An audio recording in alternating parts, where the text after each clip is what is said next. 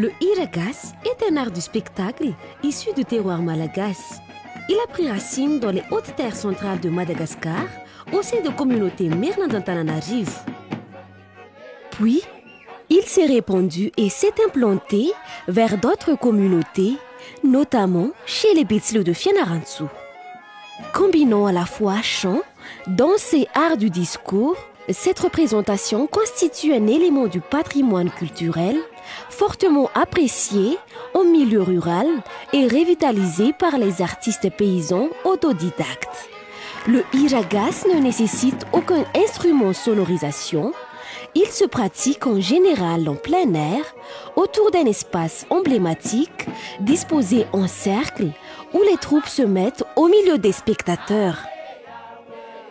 À l'origine, le iragas s'inspirait d'un jeu de compétition pour enfants, mettant à l'épreuve chant dans ses concours de beauté.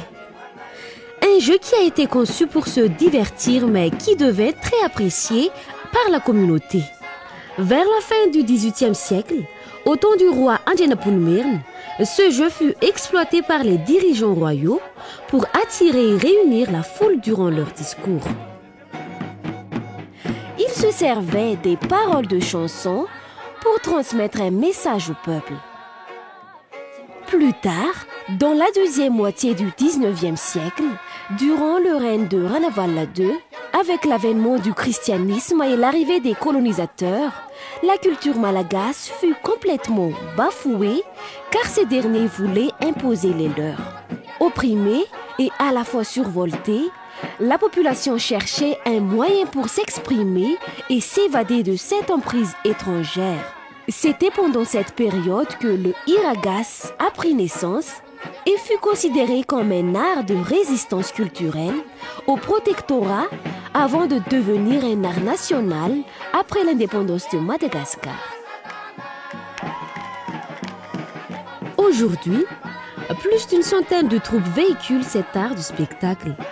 Cette dernière s'organise en moyenne autour d'une vingtaine de personnes, dont un chef qui joue le rôle de compositeur et ou d'orateur, accompagné par une équipe dont les membres ont chacun leur talent de chanteur, musicien, danseur, et cela sans distinction d'âge ni de sexe.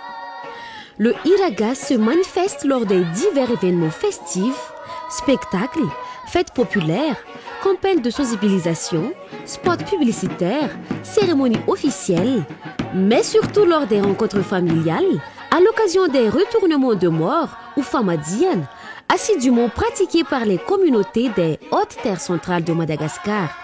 Le spectacle dans son déroulé oppose deux troupes qui se lancent dans un défi pour jouer à tour de rôle et démontrer leur talent.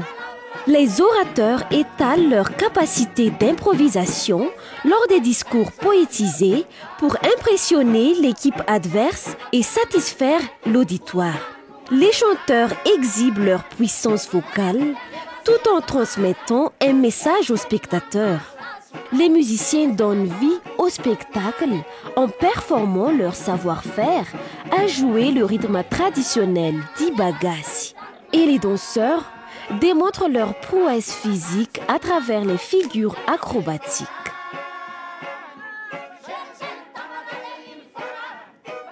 Le spectacle dure environ 3 heures de temps au cours duquel 3 types d'arts sont représentés. Le chant, composé de 3 parties qui sont le sanakir, relatant souvent des histoires édifiées autour d'un personnage. Le renir, abordant l'essentiel du message à transmettre. Et le vakjazan, incitant à la cohésion sociale.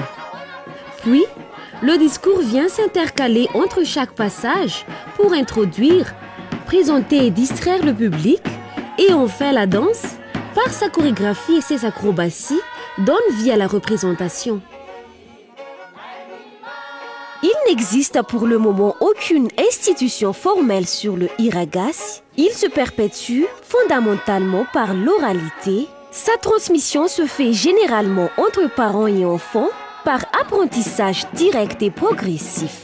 Les parents exposent leurs enfants dès leur plus jeune âge dans un environnement qui leur permette de savourer et de s'imprégner de Iragas pour pouvoir intégrer aussitôt la troupe familiale. Le savoir, l'habilité et le goût pour cet art s'acquièrent ainsi au cours du temps. Pour la plupart des familles pratiquantes, telles que la renommée troupe de Ramilson Besquiar, la pratique du Iragas, qui est considérée comme un héritage culturel familial, est devenue pour ses descendants un devoir à perpétuer afin d'honorer leurs ancêtres. Aujourd'hui, le Iragas se considère comme un spectacle moralisateur. Il conserve les valeurs éthiques et culturelles de la société malagasy. Le Iragas se présente ainsi comme un moyen vital pour éduquer les jeunes à la campagne. Mais encore, le Iragas, à travers ses paroles, permet d'entretenir et de nourrir la cohésion sociale.